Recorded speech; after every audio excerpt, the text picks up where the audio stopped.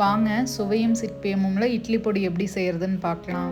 அட இது தெரியாமல் போச்சே, இவ்வளோ ஈஸியாக இது செய்யறக்கு, இது தெரியாமல் கடையில் வாங்கிட்டேனேன்னு சொல்கிற அளவுக்கு இது அவ்வளோ ஈஸியான ரெசிபி தாங்க. நீங்களும் கண்டிப்பாக செஞ்சு பாருங்கள். எங்கள் அமைச்சி தாங்க இன்றைக்கி இட்லி பொடி வறுக்க போகிறாங்க.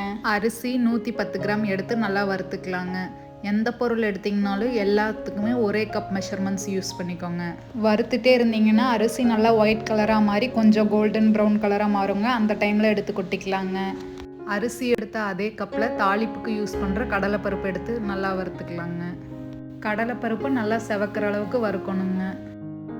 அதே கப்பில் 1 கப் பொங்கலுக்கு போடுற பாசிப்பருப்பு வறுத்துக்கலாங்க. இதுவும் கோல்டன் ப்ரௌன் கலர் வர வரைக்கும் வறுக்கணுங்க.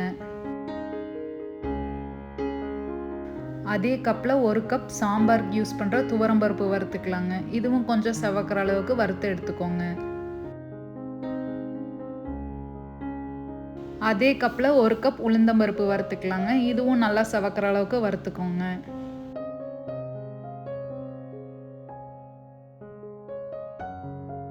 கொஞ்சமாக எண்ணெய் ஊற்றி வரமிளகாயை வறுத்துக்கலாங்க. 110 கிராமுக்கு நான் இன்றைக்கி 10 மிளகாய் எடுத்துருக்கிறேன். காரம் ரொம்ப கம்மியாக தான் இருக்கும். நீங்கள் 15 மிளகாய் எடுத்துக்கோங்க.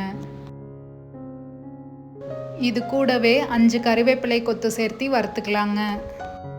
இது கூடவே கொஞ்சம் கட்டி பெருங்காயத்தை வறுத்து எடுத்துக்கலாங்க. உங்ககிட்ட தூள் பெருங்காயம் இருந்துச்சுன்னா அது கூட சேர்த்திக்கலாம். வறுத்து வச்சதெல்லாம் ஒரு பிளேட்டில் போட்டு நல்லா ஆற விடுங்க. ஆறுனதுக்கப்புறமா தேவையான அளவு உப்பு போட்டு பருன்னு அரைச்சி எடுத்துக்கலாங்க. இனிமேல் இட்லி தோசைக்கு குழம்பு செய்யலையேன்னு கவலைப்பட வேண்டாங்க.